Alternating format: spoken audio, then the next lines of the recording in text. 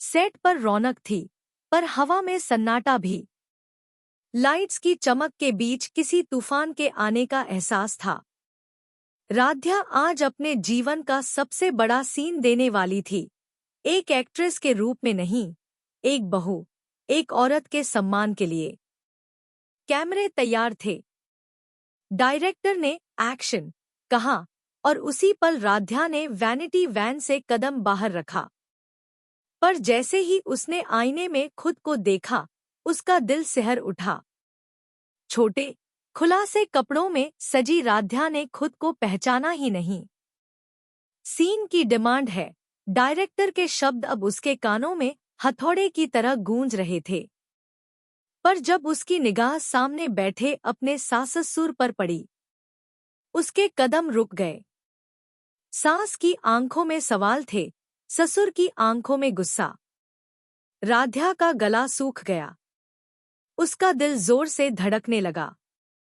वो खुद से जूझ रही थी, एक अभिनेत्री और एक संस्कारी बहू के बीच।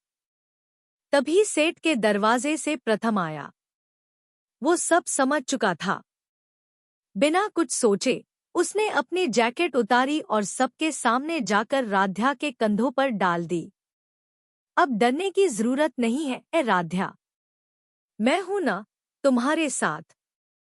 पूरा सेट सन्न रह गया।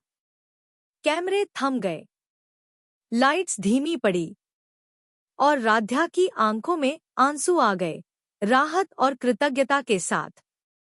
डायरेक्टर हड़बड़ाया, सर, यह तो स्क्रिप्ट का हिस्सा था। प्रथम गरज उठा, किसने कहा यह कपड़े पहनने को? डायरेक्टर हिचकिचाया, आपकी दादी माँ ने। वह नाम सुनते ही सब कुछ स्पष्ट हो गया। वो दादी माँ जो घर में पर्दे पर उंगली उठाती थी, वही आज अपनी बहू को अपमानित करने की साजिश कर चुकी थी। यह कोई ड्रेस का मुद्दा नहीं था, यह राध्या की इज्जत पर वार था। शाम को जब दोनों घर लौटे, दादी वही बैठी थी, चेहरे पर वही संतुष्ट मुस्कान। बहू जी, आज तो खूब नाम हुआ तुम्हारा, उन्होंने तंज कसा। प्रथम ने ठंडे स्वर में कहा, दादी, आपने एक कलाकार नहीं, एक इंसान का अपमान किया है। लेकिन दादी के होठों पर वही ठंडी हंसी थी। मैंने वही किया जो इस घर की लाज बचाने के लिए जरूरी था।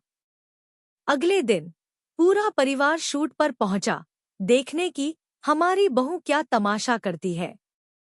राध्या कैमरे के सामने आई, लेकिन आज उसकी आंखों में डर नहीं था। उसने सबकी निगाहें महसूस की, पर भीतर से खुद से एक वादा किया,